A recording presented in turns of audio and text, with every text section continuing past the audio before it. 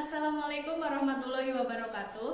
Perkenalkan, nama saya Elinda Riantika Sari dari jurusan Teknik Informatika, Prodi D3 Teknik Informatika, Politeknik Negeri Cilacap dari kelas TI 2A dengan NPM 180102013. Pada kesempatan ini, saya akan mempresentasikan materi Sistem Informasi Geografis tentang teknik pengambilan data spasial yang diampu oleh dosen Bapak Riyadi Purwanto. Berikut akan dijelaskan beberapa slide tentang teknik pengambilan data spasial. Teknik pengambilan data spasial. Dalam materi teknik pengambilan data spasial kali ini, saya akan membahas tentang 4 pokok pembahasan. Pokok pembahasan yang pertama akan kita bahas tentang data spasial SIG. Yang kedua, ada teknik memperoleh data spasial geografis.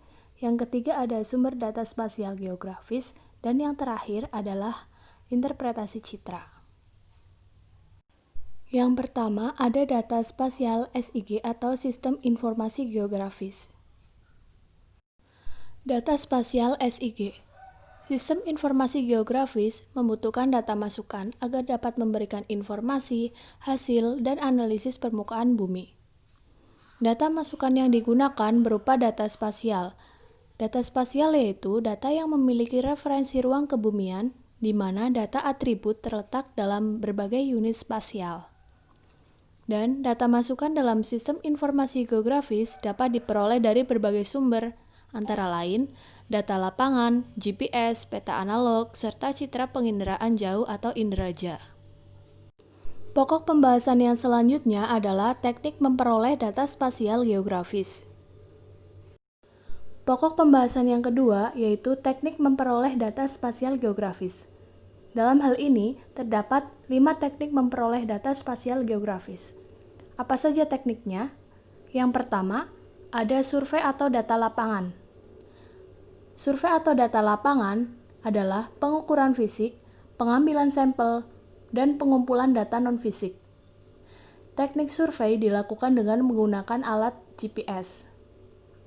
Yang kedua ada sensus. Sensus yaitu pendekatan kuesioner, wawancara dan pengamatan, serta pengumpulan data secara nasional dan periodik. Teknik yang ketiga adalah statistik. Statistik merupakan pengumpulan data periodik waktu pada stasiun pengamatan dan analisis data seperti data geografis, yaitu meliputi data curah hujan. Teknik yang keempat ada tracking. Tracking merupakan teknik memperoleh data spasial geografis yang memiliki tujuan pemantauan atau pengamatan perubahan. Dan teknik yang kelima ada inderaja atau penginderaan jarak jauh, yaitu cara mendapatkan informasi suatu objek melalui analisis data yang diperoleh dari sensor pengamatan tanpa kontak langsung dengan objek. Sekarang kita akan beralih ke pokok pembahasan yang ketiga mengenai sumber data spasial geografis. Apa saja yang merupakan sumber data spasial geografis? Yang merupakan sumber data spasial geografis ada 6. Yang pertama ada peta analog, yang kedua data sistem inderaja, yang ketiga data hasil survei, yang keempat ada data GPS, kelima ada digital, dan yang keenam ada terestris. Sumber data spasial geografis yang pertama adalah peta analog. Peta analog adalah peta dalam bentuk cetakan dan dibuat dengan menggunakan teknik kartografi. Peta analog mempunyai referensi spasial seperti koordinat, skala, dan arah mata angin. Referensi spasial dalam peta analog menampilkan koordinat sebenarnya di permukaan bumi pada peta digital yang dihasilkan.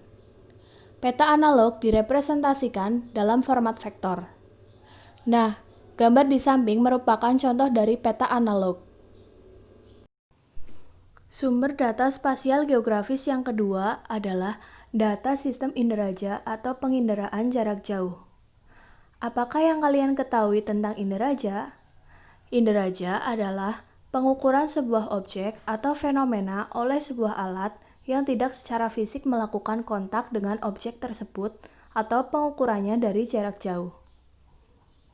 Sumber data sistem inderaja ini merupakan sumber data paling penting dalam SIG karena ketersediaannya secara berkala. Data penginderaan jarak jauh dapat direpresentasikan dalam format raster seperti citra satelit, foto udara digital, ataupun radar. Data foto udara direpresentasi terlebih dahulu sebelum dikonvensi ke dalam bentuk digital. Selanjutnya, data yang belum tentu digital akan dapat diubah manual menjadi bentuk digital dengan mengubah informasi geografis menjadi data digital dengan sistem kisi-kisi. Sumber data spasial geografis yang ketiga ada data hasil pengukuran lapangan, yaitu data yang diperoleh secara langsung dari pengukuran lapangan seperti pH tanah, salinitas air, curah hujan, serta jenis tanah. Data lapangan diperoleh melalui cara sensus ataupun survei. Data hasil pengukuran umumnya termasuk ke dalam data atribut. Dan contoh yang kita dapatkan dari data hasil pengukuran lapangan meliputi batas administrasi, batas kepemilikan, batas persil, dan batas hak pengusahaan hutan.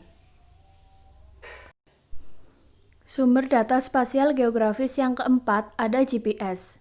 GPS merupakan singkatan dari Global Positioning System. GPS merupakan sistem radio navigasi dan penentuan posisi yang menggunakan satelit. GPS sendiri dirancang oleh Departemen Pertahanan Amerika Serikat untuk memberikan informasi mengenai posisi, kecepatan, dan waktu dengan tingkat ketelitian yang tinggi. Perlu kalian ketahui bahwa sistem GPS terdiri dari 3 bagian utama. Yang pertama adalah bagian angkasa atau satelit, yang kedua ada bagian pengontrol, dan yang ketiga ada bagian pemakai. Yang pertama, bagian satelit meliputi 21 plus 3 satelit, periode orbit 12 jam, dan altitude orbit 20.200 km. Sedangkan dalam bagian pengontrol terdapat sinkronisasi waktu, prediksi orbit, injeksi data, dan monitor kesehatan satelit. Yang ketiga ada pengguna, terdiri dari mengamati sinyal GPS, hitung posisi dan kecepatan, dapatkan informasi mengenai waktu. Beberapa hal tentang data GPS. Yang pertama, data GPS direpresentasikan dalam format vektor. Yang kedua, teknologi GPS memberikan tingkat akurasi yang tinggi, mudah dioperasikan, dan mudah dibawa. Yang terakhir, pengukuran GPS diintegrasikan dengan sistem koordinat, penyimpanan informasi secara otomatis, dan menghemat waktu kerja proses. Sumber data spasial geografis yang kelima ada digitasi. Yang pertama akan saya bahas yaitu pengertian digitasi. Apakah digitasi tersebut? Digitasi merupakan proses memperoleh data spasial dengan mengubah objek titik, garis, atau poligon pada sebuah hardcopy menjadi bentuk data vektor digital. Yang kedua ada manfaat digitasi. Proses digital digunakan untuk memanfaatkan perangkat lunak sistem informasi geografis seperti ArcView, AutoCAD Map, dan ArcInfo. Yang ketiga ada bentuk data digitasi.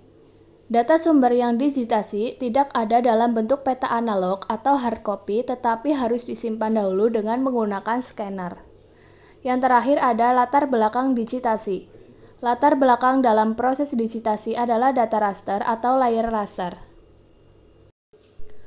Sumber data spasial geografis yang terakhir adalah terestris. Apa yang kalian ketahui tentang pengukuran terestris? Pengukuran terestris adalah pengambilan data dengan survei lapangan untuk menghasilkan hasil titik-titik berupa X, Y, dan Z di mana hasilnya nanti berupa kontur dan data topografi lainnya. Pengukuran terestris dengan menggunakan alat yang dinamakan teodolit. Pengukuran teodolit dengan menggunakan serangkaian data spasial berupa jarak, sudut, ketinggian relatif, serta posisi relatif dari sebuah objek. Dan contoh dari pengukuran data spasial menggunakan teodolit adalah perencanaan pembangunan atau gedung. Gambar di samping merupakan contoh pengukuran terestris. Pokok pembahasan yang terakhir akan kita bahas tentang pengolahan citra atau interpretasi citra. Yang pertama adalah pengolahan citra.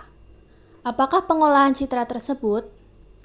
Pengolahan citra merupakan proses memperbaiki kualitas citra agar mudah diinterpretasi oleh manusia atau komputer. Pengolahan citra sendiri meliputi pemberian koordinat citra atau G-coding image, penajaman kontras warna atau adjusting kontras, dan memperkecil ukuran file citra atau compressing image. Yang selanjutnya ada interpretasi citra. Apa yang kalian ketahui tentang interpretasi citra? Interpretasi citra adalah perbuatan mengkaji citra dengan maksud mengidentifikasi objek yang tergambar dalam citra dan menilai arti pentingnya objek tersebut. Interpretasi citra merupakan hal yang sangat penting dalam inderaja atau penginderaan jarak jauh karena tanpa mengenali objek yang tergambar pada citra, kita tidak mungkin dapat melakukan kegiatan apa-apa terhadap citra tersebut.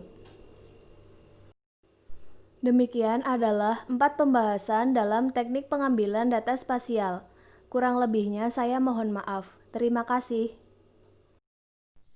Demikian adalah presentasi tentang teknik pengambilan data spasial mata kuliah Sistem Informasi Geografis. Apabila terdapat kesalahan dalam penyajian, saya mohon maaf. Terima kasih. Wassalamualaikum warahmatullahi wabarakatuh.